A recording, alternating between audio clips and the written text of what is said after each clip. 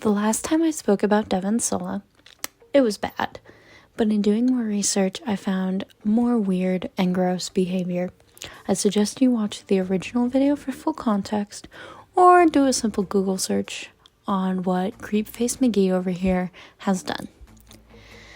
Jokes are going to be made here and there, just so I don't get burnt out while talking about him. So without further delay, let's go ahead and deep dive once again.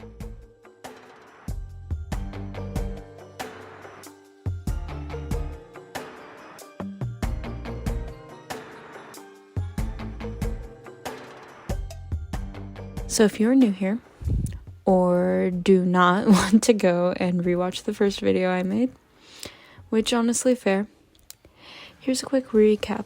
Devin Sola, the former bassist of Motionless In White, was called out multiple times during 2020 for engaging in weird, creepy behavior regarding band members, underage fans, and band members' girlfriends, and also behavior regarding his mom. So when called out multiple times, Chris Motionless, as well as Vinnie Morrow and Ryan Sikowski, essentially disowned Devin Sola because no one wants to be associated with a creepy dude like that. So without further explanation or delay, let's start the second part of the deep dive.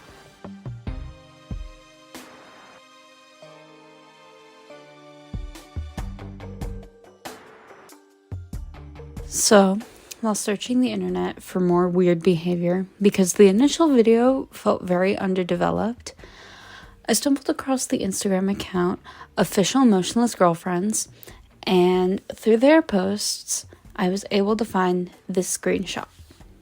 Do you have a type when it comes to someone you little fan girls? As you can see here, it's just the same as the screenshots presented in the last video, having weird creepy comments about minors, especially when you're a grown man. Talking about minors this way is kind of weird, but the creepy weird stuff only gets worse the longer you go down the rabbit hole.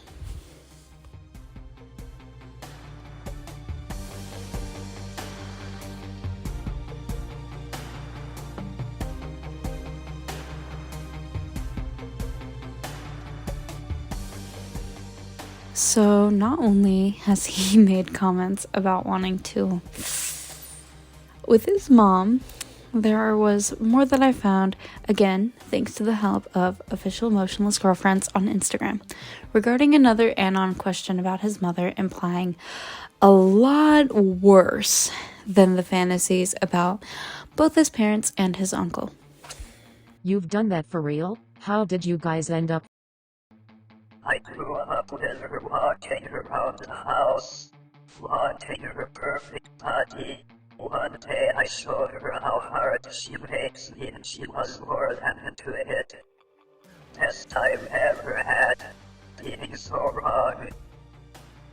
You just might have daddy issues if you're thinking about being your own father's little pics taking photos of you next to him at 6 a.m. Ever grabbed your dad? I wanted this so many times. I want to be his secret doll, grabbing his under the dinner table, hearing him make some excuse that he had to run an errand and he needs my help. 10 minutes later, he's in my brains out in his big truck. Imagine walking in on Kylie getting by your dad. I want that so bad. I grew up listening to him say things like, "Look at your son," and I can only imagine what he thinks of her, especially when I accidentally send him pictures of her. Saw my uncle tonight. Last time I stayed with him, I went in his wife's closet and found her. I then tossed my big up and down on it on their bed, hoping he would walk in and me. And we're also heading back down the route of fetishizing his ex-girlfriend as well as band members, which is the not-so-perfect segue into my next point. Because just when you thought the fetishy comments couldn't get any worse, they can, and they do.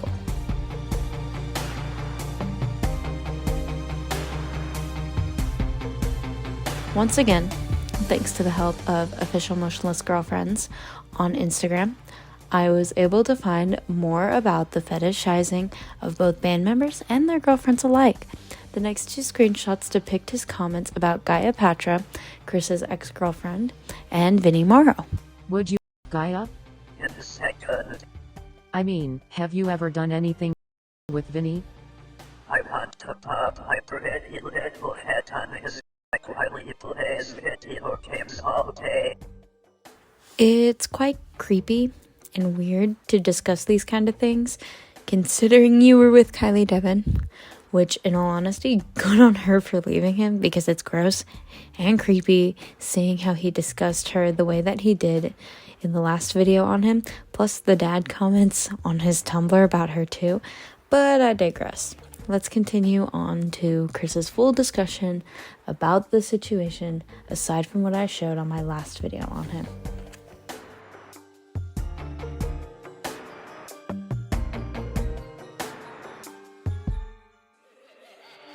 Again, from Motionless Girlfriends on Instagram, responding to someone on Twitter about the situation with Devin, here's Chris's response in full instead of what was said on the Motionless In White account. The information that fans had been bringing to light regarding stuff he was saying and doing towards other fans, us in the band, etc., is information that, like all of you, we did not approve of, and that we seriously took into account in making the decision to remove him from the band. Upon our discussion with him, we learned that he too was at the point of wanting to leave the band, and therefore this was understood to be a mutual agreement to part ways. Mutual or not, we do not condone what was being translated in through the information brought forth to us. We heard it and acted on it accordingly. Their initial response after he left the band seemed to imply that they were ending on good terms, when in reality the band kicked him out and he mutually agreed to leave. They do not want to be associated with him, so to anyone that believes the band is to blame, they kicked him out. Plain and simple.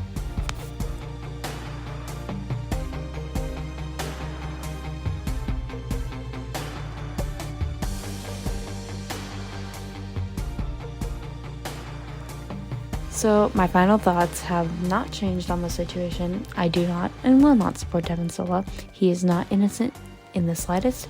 It's disgusting, plain and simple. This is the end of the video. I'm KodaKandi, and goodbye.